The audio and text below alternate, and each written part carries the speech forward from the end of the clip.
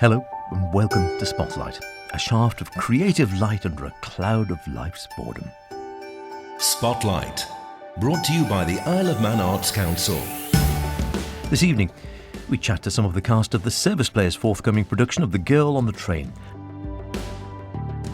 and catch up with a local musician who's been making waves on the music scene in the UK.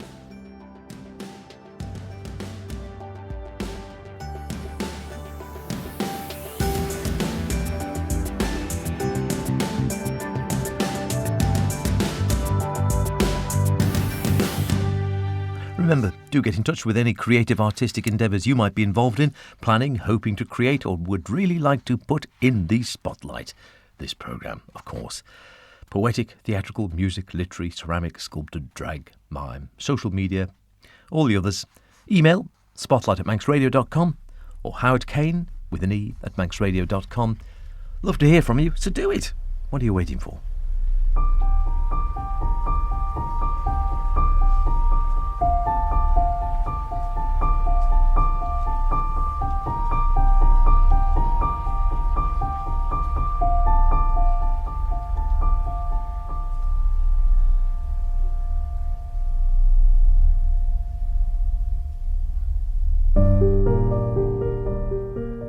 The opening theme to the film of The Girl on the Train, the 2016 epic starring Emily Blunt, based of course on the novel of the same name, which became something of a cult classic hit. Now there's a chance for the first time on the Isle of Man, yes, a premiere, to see the stage play of the same at the Gaiety Theatre later this month. It's the latest production from the well-respected amateur dramatic society The Service Players. It has a cast of both new and well-known faces on the Gaiety stage from the society. Three of them, Kelly Firth, Ben Davenport and Ilya Kondratyuk, dropped into the Spotlight studio to tell me more. And Ben got the short straw of giving me a précis of the plot for those who might not be familiar with it.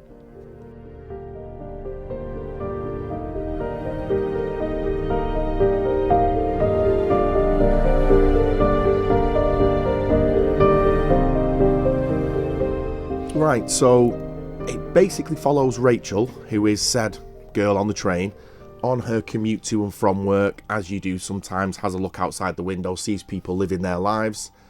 She is struggling with alcoholism at this time, and she sort of makes up scenarios in her head for the people that she sees in the gardens as the train is passing.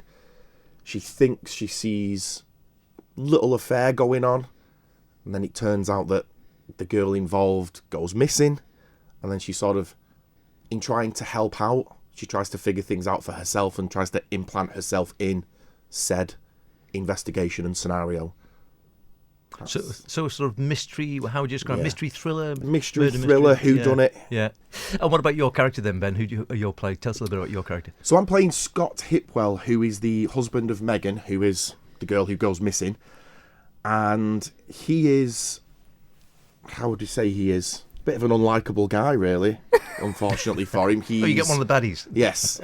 He's obviously upset that his wife's gone missing. He's a bit angry and confused at everything that's going on. He's got a lot of intrusion into his life. And I think he's just a little bit fed up with everything that's going on, wants some clarity. But with him being a bit fed up now, he's bit quick to anger sometimes. He's quite unpredictable. I feel like his emotions fluctuate quite a lot. They do. Which kind of seems fair in most of the scenarios. Yeah, at one point he can be placid and he's a little bit downtrodden, and then one line can occur and he's angry then straight away. Yeah. So he's very up and down with it. Yeah. Very sort of, a very sort of unstable character, someone that's quick to turn. Yeah. What about you, Kel? I play Megan Hipwell, who is the girl who has gone missing, who Rachel watches when she gets the train to work and creates this idealistic fantasy about the life that she thinks that she has just from the outside, not knowing her, and her perfect life and her perfect husband and her perfect work life. Then she goes missing and starts getting herself involved. I think Rachel's opinion of Megan and Megan's opinion of herself and who Megan actually is are three very different things. I think Rachel's opinion would change of Megan throughout as she learns more about her, and as they discover why she's gone missing. There's not too much I can say without it being a spoiler. No spoilers. Yeah. No spoilers. Where do you fit into Ilya? You're in the middle here, but where do you fit in? My character Kamal Abdik, he's the mental therapist, and he's the only calm person who's surrounded by all the chaos and drama around it. However, he have some layers of mysteriousness as he once becomes one of the suspects because he was seeing Megan, the missing girl, during the therapy sessions. So it's an interesting character to play because he has number of layers, and its first appearances he's just calm and contained as the therapist should be. However, there's much more to that, much deeper in there. So I'm very excited to play this character. So, and I think it's going to be a great show. It is a film, I think. It has been a film. Has anyone seen Yes. seen that? Yeah. Yeah. I've seen Yeah. it. I've not seen You've not this. seen it. Because sometimes it's an advantage because it gives you an idea, and other times you then sort of get that implanted in your head and you think, do I play it like I saw it in the film, or do I give it my own interpretation? It's very often it happens that if you watch some things, then you may have to resist trying to replicate what you've just watched. So it's like you can contaminate your character and your personal vision of the character. Exactly. So it's best to link and connect yourself. However, the film is good. The adaptation is great. However, we have a little bit different adaptation here rather than an American version of the story. So what about you guys? When I went to the auditions read through, I didn't know anything about it. No, I me literally neither. knew the title of it and No a more. brief blurb and thought, that sounds pretty interesting. And then I got there and all these people had all watched the film or like read the book and were big fans, and I thought, oh crap, I've not done my research. I've not done any research. But then when we were doing the read through, I thought I really like the character of Yeah. Megan. Yeah. So that's where I went from there. Yeah, But I saw a bit of the film when it was on TV. I watched a chunk of it, but then I thought I don't want to watch this. Yeah. I'd rather just go with the play interpretation. I might watch the film after we've finished. It's worth Yeah. watching. It's a good one. I was the same. I turned up. I knew of it. Is it Emily Blunt who's in it? I think I think so, it is, And yeah. I it thought is. Emily Blunt's in it. It's bound to be good. I'll watch it. Just after that first read through, and I was like, so I kind of get what's going on now. It is, yeah. It's always a tricky one whether to do that. Not. Do you think is it sort of a show that appeals to anyone? Would you call it a family show or not? How would you describe it? Not for kids. No, not for kids. Personally. No, Not for kids. no. Not for kids. What about the rest of the cast and direction? It's being done by the service players, of course, have done a lot of plays, had great success with Witness for the Prosecution last year. Who else is in the cast with you? So I don't know how big the cast is. Is it sort of Quite small. seven of us? in total? Rachel plays Rachel. She does. There's a Rachel playing. There She is Rachel. plays Rachel herself. playing There's no Rachel, yes. acting. No, there's a lot of Typecast acting. there. Rachel Joplin plays the lead. Yeah. Rachel Watson, and she is amazing. Yeah. I mean, she's in the entire show entire because it's production. told from her point of view. Every scene, from because her everything's, narrative. yeah. So she doesn't. There's no break does she for go her. off stage I ever? don't think she does, no. Oh, gosh. She's in She's in literally every every single scene. scene. Yeah, And once she was you're on, probably you're one on. of the first ones to be even a bit off book. Yeah. When we were all learning our lines, and she already knew at least She the already first knew half the or first few so. scenes, yeah. She is Straight away, she's amazing. very good. Toby Smith plays Tom, Rachel's ex-husband, ex-husband. and Alice Spencer plays Anna, Tom's new wife. And then we've got Jeff as Gaskell. Gaskell. D.I. Gaskell, yeah. And how rehearsals been going? Because it's very difficult. I think sometimes when you're doing, Amdram, whatever, and each time you've got a different cast, and you never know until you get going whether you're all going to gel together. Has it been going well? It has, yes. I thought that would be a problem for myself because I know a few of the cast members know each other and have done a few things with each other before. This is my first time doing any theatre work for, dare I say, close to 20 years now. Oh, yes. Yeah, so it's like swimming, though, well, riding a bike or something. Hopefully, you never forget. But we'll see. We'll see come showtime. So for me, it was a little bit daunting to come in and see everybody knowing each other. And I've not seen you in ages. How have you been since you've done this? You were great in X, Y, and Z. And I was just like, okay, I don't know anyone. I've not done any theatre work for 20 years. This might have been a bit too much. But everyone's been very nice, very welcoming, very supportive. And I like to think that rehearsals are going well, not just from my point of view, but I think from everybody else's as well. We're all getting there. I think we've gelled quite nicely. Oh, that's nice. Did you Fingers know any of crossed. the rest of the crew there, or were you strangers to all of them, or did you know any people there? No, I only knew Ben because we were attending acting classes together, so I know his capabilities. So, but it's very nice to see how throughout the rehearsals, because every day you can see how his character develops and about that anger and mood swings there getting natural and look incredible. So, but we all having our characters being developed so far by now, so we're just practicing and making them even better. I knew everyone involved before this except you two, who I do remember, because I remember Ilya from the read-through, because I remember thinking that man has a nice voice. And then Ben was in my audition callback. We did a scene together where we were having an argument. We did. And I'm not sure that it was any reflection on my acting ability, because you were just really scary. And that's it was not really hit well easy for you, to I act suppose. instead. And Kim Quine directing? Kim Quine directing and Viviana Toro assistant directing. Assistant director, Both yeah. very successfully. Oh, very good. Yes. 'Cause Yeah. again, it's always a thankless task being director, isn't it? You get all the hard work and none of the limelight. Yeah. She deserves the limelight, Kim. She's a lot of time and effort gone into it, and her vision of how things are going to be done is, again, 20 years out, but I think she's going to be great. She's done a great job. Terrific stuff. Right, Song at the Gaiety Theatre. Give us the dates and times. So Thursday, Friday, Saturday, which are, I believe, the 27th, 28th and 29th of June, doors at 7 p.m. Oh, don't ask me the time. I was going to say, don't quote me on that, but I think Around it's there. 7. We'll you'll say find it 7 on the- p.m. and I'll correct it if we're wrong. Hopefully Yes. 7 p.m. Hopefully Please you're do. not going to be late, Ben.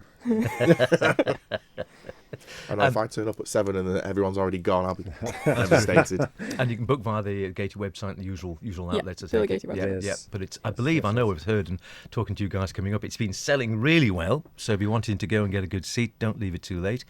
Hopefully you'll get in on the night, but you never know. You never know. It might just sell out. Stranger things have happened at sea, it has to be said. And as we said before, it's not really one for the young kids. It's one for No. adults. Yes, definitely. Fans of mystery, thriller. Yeah, mystery thriller. Anyone who likes the book, hopefully, would appreciate I our was gonna say- interpretation of the play. Yeah, we Terrific. can help. But I think if anyone have questions about taking a child or a teenager, they may just consult the theatre or production. Yeah, and yeah. They will let you know. Maybe if accompanied, then it's might be fine. There's no. I don't remember any scenes that may be too brutal, but it's best to Yeah. consult first. Probably depends on the First. age of the teenager, but Yeah, yeah, some exactly. teenagers Scott probably has right, some, but it's not a family show, no. no, he has some rather colourful outbursts Yeah. with some choice language used, so just bear that in mind. Yes. And I'm sure many kids have seen Alcoholics before, so They all know Rachel well. They all know. they may recognize. It's that woman from the train. We all know their mum. Rachel well. She'll hear this interview, you know. I know. Listen, guys, hope the rest of the rehearsals go very well, and just remains to say, break a leg. Thank you. Thank you very much. Appreciate it. Thanks.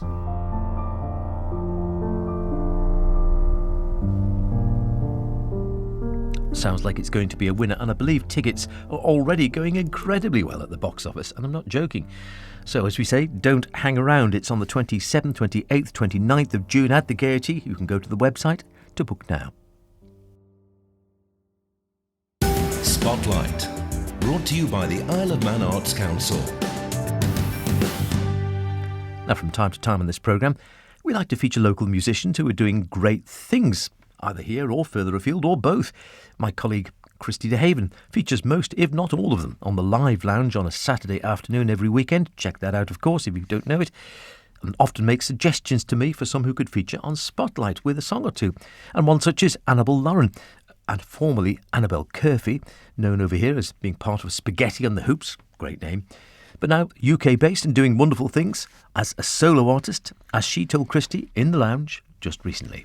I'm living in Brighton at the moment. Yeah. Well, actually Hove, but it's the same thing. It's a lovely part of the world, though, isn't it? So nice, yeah, right by the beach as well, which is beautiful. Fantastic. So good, yeah. And did you go there specifically to kind of follow your musical career then? Yeah, I went to uni, so I went to BIM Brighton, and I've just graduated from that, doing music production and songwriting. Well Yeah. done. Thanks. So is that kind of like changed your whole kind of approach to songwriting and music now then?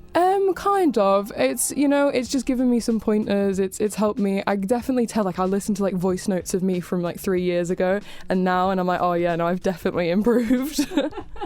I love that voice notes have got you recorded. That's the way it is now. People record stuff on voice notes. So you're actually there with, at least one of Spaghetti and Hoops, aren't you? Yes, Kizzy is over there as well. Yeah. So it's a good place for Manxies to be, obviously. And yeah, we seem to be flocking there for some reason. I think it's the seaside. Yeah, it feels like home, doesn't it? It does a little bit, just with a Primark. Yeah. Which a lot of people will be very jealous of over here, I'm sure. And what is it like then trying to kind of break in with your music somewhere like Brighton? Because, it's known as being a musical place, isn't it? Yeah, no, there's plenty of opportunities. It's really close to London as well, so, it's nice. I've found myself some distributors through that as well. So, yeah, it's kind of like it's difficult in a way because there's so much music going on, but it's also like there is so much, so you can just kind of go anywhere and someone's going to listen, yeah. So you've got distribution, so that's really good because that's quite a difficult thing to do. How do you go about getting something like distribution then? I actually got it through my brother because a bit of nepotism there. But it was, I used to just do online through DistroKid myself, which you have to pay for. And then, just managed to... Usually they say they just kind of reach out to people, so... It's kind of like just being in the right place at the right time, basically. Yeah, I love that because it sounds quite old school, like getting a distributor on board, because like you said, loads of people now just go the route of kind of self-publishing and self-distributing. So it's great to have that kind of backing behind you. I'm guessing that gets your music in front of a whole host of other people you wouldn't ordinarily get it in front of. Yeah, so like if you're distributing by yourself, you've kind of got to pitch to Spotify, you've got to pitch to all these different places yourself, and it's a lot of work. You have got to write the music, you've got to perform it, you've got to record it. Like, I'm doing everything, so it's nice to kind of have the distributors to take a bit of the the work off my back and sell my music for me. Yeah, get it sold. So we've been hearing Cauliflower Cheese, which is a fabulous song, I have to say. Tell us a little bit about it, because it is an intriguing title. Yeah, it's actually about the Isle of Man, or kind of. It's about moving away from the Isle of Man. It's called Cauliflower Cheese because the night I wrote it, actually, my mum, I'd been asked to go out by my friends, and I was like, I really don't want to go out. And my mum was like, just made some cauliflower cheese, do you want some? And I was like, oh yeah, that's what I'm going to do tonight. Comfort food. Yeah, absolutely. And then, am I right in thinking, from having bumped into her recently, that she might have then broken your heart about the cauliflower cheese? Is it that it may not be a homemade recipe? Yeah. Oh, yeah. Actually, she did admit to me that it could have just been from M&S. Disgraceful. But you know what? It hit the spot at the time. That's the important thing. And it's given you a really good single. Exactly. Which, it's had great reception, hasn't it? Yeah. So it's been on BBC introducing Sussex and Surrey. And I've had it on a few local radio shows in Brighton as well, which is really cool. Well done. And then the follow-up to that is 3am. Is that the follow-up to that? Tell us a bit about that one. So that one's about, the fact that I'm always up at 3am. I can't seem to get to sleep. And yeah, just kind of like, it's kind of about kind of figuring out, how to live healthily, how to kind of like not give in to my vices too much, and just be comfortable and figure myself out. But I can't seem to get to sleep. It's actually, the first verse is based on a real dream that I had where I was running away from, when you're running in a dream and you can't really run, someone's chasing you. And I had like money falling out of my pocket, and this guy was like stealing it from me. I was running through doors, and they all just led back to the corridor. So don't know if anyone a shrink out there. I can you tell me what that means? Can you diagnose her and make her feel better, please? Maybe it means actually you're going to be massively successful. I think so. Let's just say it's that. Yeah. I think it just means that I've got to write a great song. Now, Annabelle Lauren, as we said, formerly Annabelle Curfew. So is Lauren your middle name? Lauren is the middle name, yeah. Okay. I've stolen, my brother uses his middle name as his pseudonym as well, so I've stolen that from him. So tell us about your brother. So he's a photographer. He lives in London now, and he's done very, very well for himself. I'm kind of, getting everything off his back. I'm doing some pretty cool things. I've sat in on a few of his shoots before, and he's really, really good. He's very professional. He is very good at what he does. I know I'm biased, but so would you let him shoot you then? Oh, absolutely. I've been begging him. I've been saying please, and we're trying to set it up. He's actually just started an online magazine as well, so he's saying maybe a feature in that at some point. I tell you what, this is another example of how us lot from the island do tend to go off and do amazing things. Like, we're a creative bunch, aren't we? Yeah, I think so, definitely. Yeah, maybe the island kind of just gives that to us, the creativity element, because there's so many people doing amazing things out there. So 3am we've heard, cauliflower cheese we've heard. What is next for you then? What's next on the cards? So I've got another single coming out at the end of this month on the 31st of May. I haven't actually announced the title yet, but I'll do it here. It's called Alone. Woohoo! I know. Exclusive! Yeah, everyone's saying this is my more folky song, so kind of bringing me back to my Manx roots maybe. Excellent. And what is the dream then for you and your music? Where would you like to be in, say, like, I'd say 5 years' time, but things move so quickly now. Let's just say next year. Oh, God, next year. Just performing at festivals and gigs everywhere. Getting out there and still writing, releasing. I just want to do music constantly. That's all I want to do, is write and perform and record and let people hear what I've got to say if they want to. I think I need to see a shrink, or just for someone to decipher my dreams, 'cause they're getting pretty scary, and I don't know what they mean. One minute I'm driving my car, the next I'm running from a madman. I don't know what he wants, he's stealing all my money, my breath feels funny, and all these doors just lead to the same damn thing. I'm getting pretty fed up now and I want to wake up now, but I can't close my eyes, I think I'm paralysed. Seeing things in my room I don't normally see, like the woman beside me, but she's smiling politely at me. And I should probably get to sleep on time, and I should probably start to drink less wine, and I should probably stop consuming all the THC I do when I try to get to sleep on time.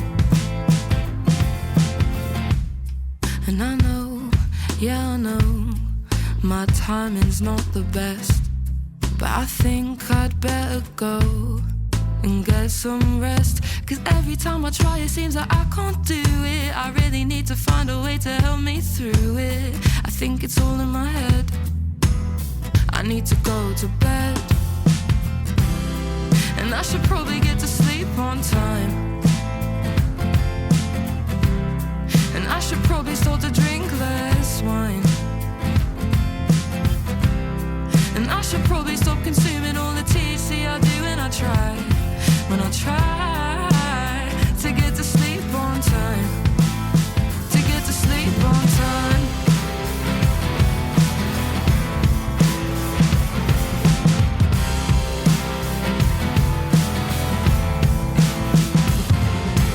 Don't wake me up, I haven't slept in days, it's taking up all of my headspace. And how am I supposed to dream when all I think about is you? I tried to fly above the clouds just so that I could see the moon, but I need to come back down.